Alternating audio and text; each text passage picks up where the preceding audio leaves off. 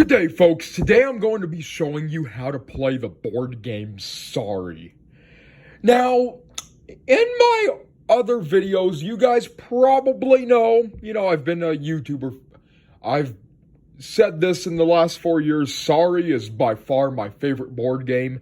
Now, the object of the game is to get all of your pawns from the start space to the home space by traveling around the board clockwise, as indicated by the arrows. And really, the way you... Hold on just a minute.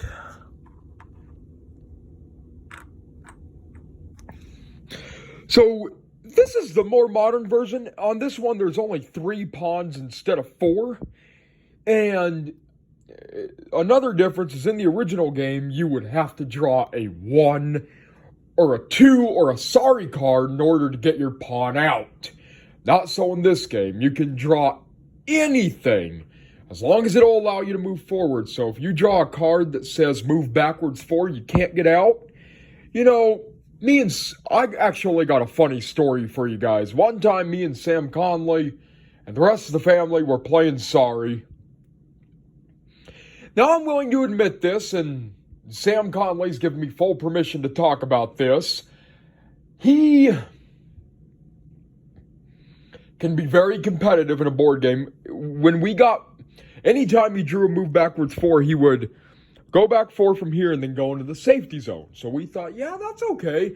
And then about, 5 weeks later, we read deeper into the rules, and I guess you're not allowed to do that. So another thing is, if you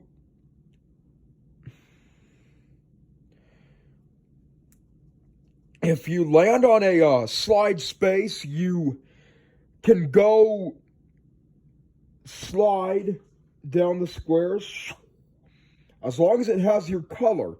Now, in this version, if the slide has your color, you can slide. Back in the original game, you couldn't slide if it was your own color.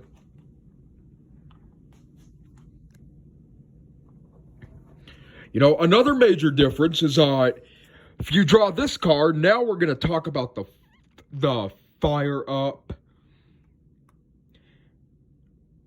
the fire and ice tokens over here. Now, there are 5-1 cards, and this one says move ice, then move forward 1.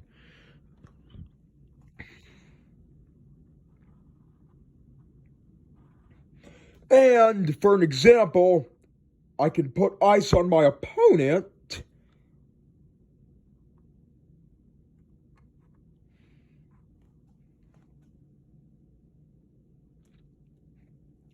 And with ice, you can't move. And one of the advantages, people will say, well, this isn't a power-up. This is more like one of the advantages to having this power-up is that red pawn, he cannot get knocked back to the start space, even if someone runs into him by exact count. Now, the rules there are the same. You can still knock players back and start, but only if they... But if they have ice, you can't sorry them, you can't move them, you can't do anything to them until they get it off. So basically, he's safe. He just won't be able to move at all until he draws a card that says he can move the ice.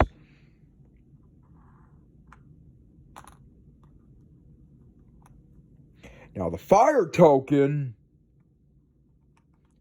is a lot better in more ways than one. All the 2 cards say you can move the fire. And if you draw that, fire allows you to go further along the board. So after you get it, you move forward 2. And then on your next turn, before you draw a card, you can move to these fire corners and then take your turn. And then if you manage to get your pawn home while you still have it, you can take another pawn to the home space with you, even if he's in the start space. The only way you won't be able to put it in is if that pawn has the ice token on. So, really, and the first player to get all their pawns to the start space wins, and then, oh, I almost forgot, if you draw a sorry card, this is new. Now, you can take a pawn from start and sorry somebody, just like in the original game, but now you can move forward 4. So really, you can just, but, you'll just go around the board and, put pieces back and slide, and then you'll eventually win the game. If you guys are having a family game night soon, why not break out the awesome sorry game? Trust me, guys, you won't be sorry. This is a great game.